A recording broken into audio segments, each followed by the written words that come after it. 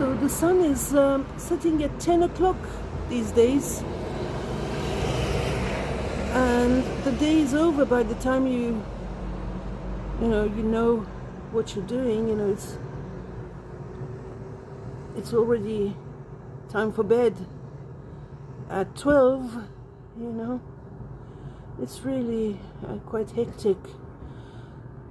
So I always remember my friend Christiana, who said that her fiance took her to watch the sunset on the bridge, and I can think that a lot of people need that, maybe someone to take them by the hand and take them to see the horizon and the clouds, and get in touch with where we're living. Really, we're living in a world that is dependent on rain and dependent on plants first and then animals, and these are things that we eat.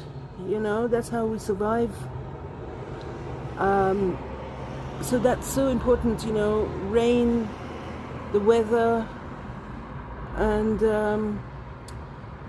now with AI, I was just discovering this girl from Utah making videos about the AI centers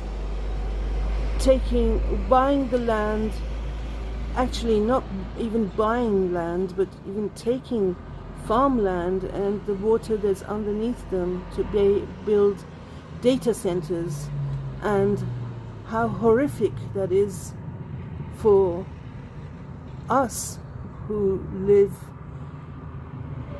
because there are farms and there's people who actually spend their time growing food and looking after animals and bringing us sustenance. So I think we should think about all these things, because if they can do that in the United States, then I don't know what is going to happen. Our freedom to live a normal life